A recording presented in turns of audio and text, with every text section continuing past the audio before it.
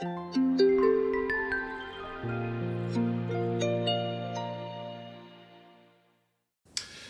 story I'm going to read for you is called Kevin, the Kangaroo That Couldn't Hop, and is written by Jonathan Elabor with illustrations by Jim Tsinganos. In the middle of Australia, deep in the bush, lived a kangaroo called Kevin.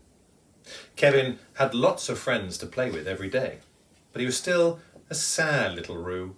He was sad because whenever his friends went off to play, Kevin couldn't keep up with them. You see, Kevin couldn't hop. Kevin's best friends were Joey, Wally and Splat. They were all much bigger than Kevin, and they could hop very high and very, very fast, which is called bounding. Kevin couldn't bound, and that made him feel left out. Joey, Wally and Splat didn't mind that Kevin couldn't keep up. They would bound off to play, shouting, "Kevin, we'll meet you at the Billabong." The trouble was, Kevin always thought they were saying, "Beat you 'cause you take too long." And it made him feel very sad and lonely. Kevin had never told anyone how sad he felt. But one day, he was so upset, he needed someone to talk to. So Kevin decided to tell the one person he knew would listen, and that was Colin the kookaburra. Colin lived in a tree near the Billabong and spent his days just sitting on a branch, smiling at everyone as they passed by beneath him. "Hello, Colin," said Kevin. "Ha ha ha! It's Kevin!" shouted Colin. "Ha ha ha!" Kevin didn't mind Colin laughing at him because Colin laughed at everyone, and that made Kevin feel normal in a funny sort of way. "Ha ha ha! Bet you wish you could fly like me, Kevin," cried Colin. "Everybody does," said Kevin, "but kangaroos can't fly." "Ha ha ha! Oh yes they can," said Colin. "I see one fly over here every day, and twice on Saturdays, or is it Sundays? I can't remember, but it does." Kevin sat down in the shade of the gum tree and looked up at Colin. "Gosh," said Colin without laughing, "you look sad. What's the matter?" "Well," said Kevin, "I can't hop or bound like all the other kangaroos, so I can't keep up with them when they go off to play, and it makes me sad." And with that, Kevin began to cry. "Ha ha ha!" laughed Colin. "That's not nice," sobbed Kevin. "I thought you were my friend." And with that, he began to cry even harder. "I am your friend," laughed Colin. "I'm just laughing because I know what your problem is, and I'm happy because I can help you. I always laugh extra loud when I'm happy. I am a kookaburra, you know."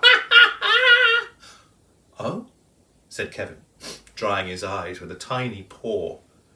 "How can you help?" "Come down to the Billabong and see," said Colin. "But stay away from the water's edge because you know who's in there, don't you?" Kevin did know, and so did all his friends.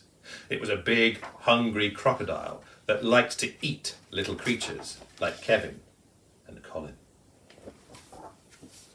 Kevin walked around to the far side of the Billabong, where the water was shallow and the shore was sandy.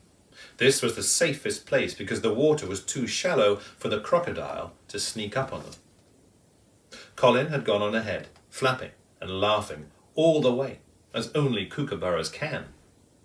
He arrived at the Billabong and sat on a branch overhanging the water, waiting for Kevin.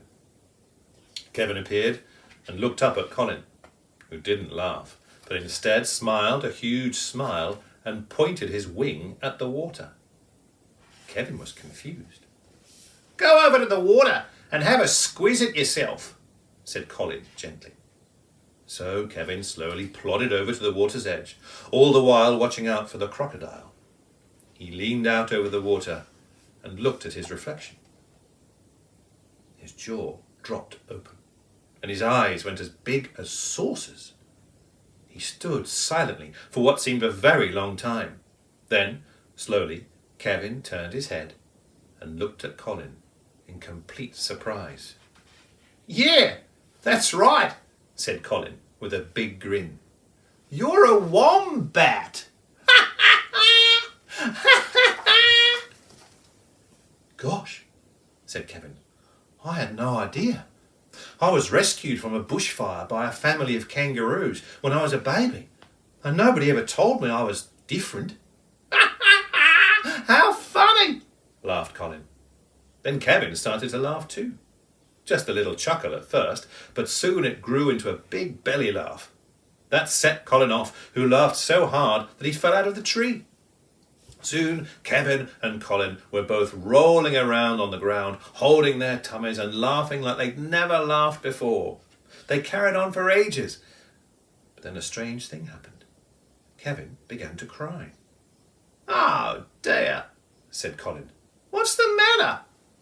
"Well," said Kevin, "now that I'm not a kangaroo, the others won't want to play with me anymore." "Don't be daft," said Wally, who had bounced over to see what all the noise was about. "Course you'll be able to play with us." "We've always known you were a wombat," said Joey, who'd just arrived too. "Yeah, we thought you knew too," shouted Splat from behind the others. "And anyway, it doesn't matter what you are. As long as you're nice and fun to be with, you'll always be welcome to play with us." "Same goes for everyone, except for Mr. Crocodile, of course." "Oh," said Kevin, drying his eyes with his tiny paws. "So you'll still be my friends?" "Of course," said Wally. "Yeah, but if you ask any more silly questions, we might have to name you Dopey," laughed Splat. And with that, Kevin smiled a huge smile, even bigger than Colin's, if that's possible. "Come on," shouted Joey. "Let's go and play hide and seek in the bush." And with that, all the animals rushed off. Joey, Wally and Splat bounding as fast as they could, Colin flapping madly overhead, and Kevin hurriedly waddling in a funny wombat sort of way. But there was still a smile on his face and a bounce in his step. He was a very happy wombat.